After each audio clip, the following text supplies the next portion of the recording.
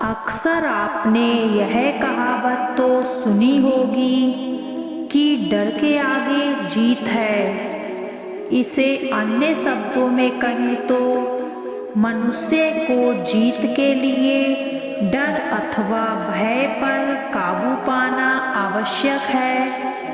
यह मन का नकारात्मक भाव है। यह बेहद अप्रिय भावना भी कही जाती है। अमूमन खतरे उपस्थिति अथवा अकेलेपन के कारण ही डर का जन्म होता है। वाकई में अगर जीवन में किसी प्रकार का भय ना हो तो आदमी निर्भय बनकर लापरवाही करने लगता है। डर का फोबिया सभी के मन में किसी न किसी तरह छाया रहता है। उदाहरण के लिए किसी को गरीबी का भय तो किसी को लोगों की आलोचना का डर रहता है। कुछ लोग स्वास्थ्य को लेकर भयभीत होते हैं तो कोई प्रेम में बिगड़ने के कारण भय में जीते हैं। व्यक्ति के जीवन में डर का महत्वपूर्ण स्थान है। यदि कुछ लोग गरीब तथा कुछ अमीर बनते हैं तो इसमें भी डर की अहम भूमिका होती है। किसी क्षेत्र विशेष में व्यक्ति की उपलब्धि की भावनाओं को समाप्त करने के लिए भय को अहम माना गया है। मानव को तर्क एवं विवेक संपन्न प्राणी माना गया है। डर इंसान की तर्क करने की शक्ति को निष्प्रभावी बना देता है, साथ ही उसकी रचनात्मक तथा कल्पना करने की शक्ति को भी समाप्त कर देता है। पहले कदम उठाने तथा कार्य का जिम्मा उठाने से भी रोकता है तथा उसके उद्देश्य को अनिश्चित बना देता है। डर सेल्फ कंट्रोल को समाप्त कर जाता है तथा किसी व्यक्तित्व के प्रति जगे आकर्षण के भाव को भी मिटा देता है। स्पष्ट चिंतन की भावनाओं को खत्म कर देता है तथा बिल को भी समाप्त कर देता है। व्यक्ति की याददाश्त तथा महत्वाकांक्षा भी शून्य हो जाती है।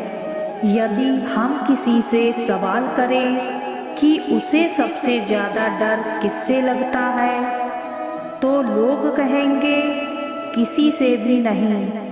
लेकिन यह जवाब सरासर गलत है। किसी भी व्यक्ति का जीवन की सच्चाइयों से मेल खाता हुआ नहीं होता। हर कोई किसी न किसी तरह के शारीरिक, मानसिक या आध्यात्मिक बंधन में जकड़े रहते हैं।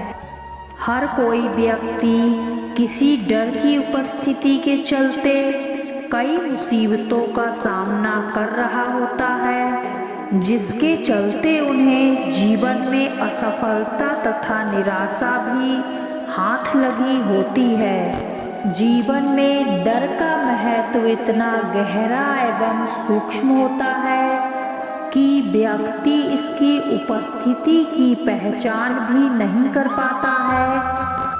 कई सारे लोग आलोचना से बचने से लेकर भयभीत रहते हैं। उन्हें जरा सी आलोचना भी असहज लगती है तथा वे इससे निराश व हताश हो जाते हैं।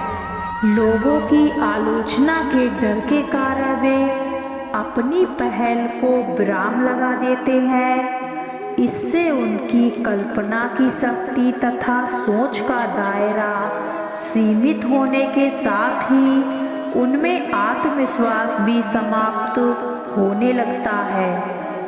आती हुई आपदा की भावना या दुख के कारण के साक्षात्कार से जो एक प्रकार का आवेगपूर्ण या स्तंभकारक मनोविकार होता है उसे भय कहते हैं। क्रोध दुख के कारण प्रभाव डालने के लिए आकुल रहता है और भय उसकी पहुंच से बाहर होने के लिए क्रोध दुख के कारण के रूप बोध के बिना नहीं होता। यदि दुख का कारण चेतन होगा तो यह समझा जाएगा कि उसने जानबूझकर दुख पहुंचाया है, तभी क्रोध होगा। परंतु भय के लिए कारण का निर्दिष्ट होना जरूरी नहीं है। इतना भी मालूम होना चाहिए कि दुख या हानि पहुंचेगी। यदि कोई ज्योतिषी परिवार किसी गवार से कहे कि कल तुम्हारे हाथ पांव टूट जाएंगे तो उसे क्रोध ना आएगा, भय होगा। पर उसी से यदि कोई आकर कहे कि कल अमुक अमुक तुम्हारे हाथ पैर तोड़ देंगे तो तुरंत त्यागी कर कहेगा कि कौन है हाथ पैर तोड़ने वाला, देख लूँगा। भय का विषय दो रूपों में सामने आता है, असाध्य रूप में और साध्य रूप में। असाध्य विषय वह है जिसका किसी प्रयत्न द्वारा निवारण असंभव हो या असंभव मनुष्य समझ पड़े।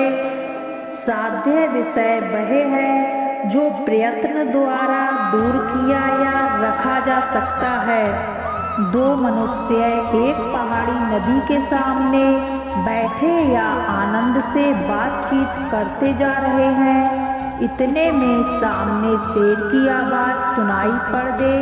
यदि वे दोनों उठकर भागने, छिपने या पेड़ पर चढ़ने के प्रयत्न करें तो बच सकते हैं। विषय के साध्य या असाध्य होने की धारणा परिस्थिति की विशेषता के अनुसार ही होती है, पर बहुत कुछ मनुष्य की प्रकृति पर भी अवलंबित रहती है। क्लेश के कारण का ज्ञान होने पर उसकी अनिवार्यता का निश्चय अपनी विवशता या अक्षमता की अनुभूति के कारण होता है। यदि यह अनुभूति कठिनाई और विपत्तियों को दूर करने के अनभ्यास या साहस के अभाव के कारण होती है तो मनुष्य स्तंभित हो जाता है और उसके हाथ पांव हिल जाते हैं। पर कड़े दिल का या साहसी आदमी पहले तो जल्दी जल्दी डरता नहीं है और डरता भी है तो संभल कर अपने बचाव के उद्योग में लग जाता है। आज डर ने मनुष्य को जकड़ कर रखा है। डर के कारण मनुष्य अपनी सोच को आगे नहीं बढ़ने देता है। एक व्यक्ति को भय किसी दूसरे व्यक्ति, किसी वस्तु के कारण उत्पन्न होता है। डर या भय मनुष्य को आने वाली घटना के कारण पैदा होता है, जो मनुष्य के शारीरिक जीवन पर प्रभाव डालता है। जब किसी व्यक्ति को भय होता है तब यह डर होता है, तब वह व्यक्ति बहुत अधिक परेशान रहता है और वह व्यक्ति डर के कारण किसी दूसरे व्यक्ति से बातचीत करने से घबराता है। जब एक बार डर हमारे अंदर उत्पन्न हो जाता है तब हम उस डर के शिकंजे में पूरी तरह फंस जाते हैं और हमें असफलता, दुर्घटना का भय लगने लगता है। जब किसी व्यक्ति को किसी तरह के खतरे की आशंका होती है तब उसके अंदर एक भय उत्पन्न हो जाता है और उस भय के कारण वह व्यक्ति अपने आप को कमज़ोर महसूस करने लगता है।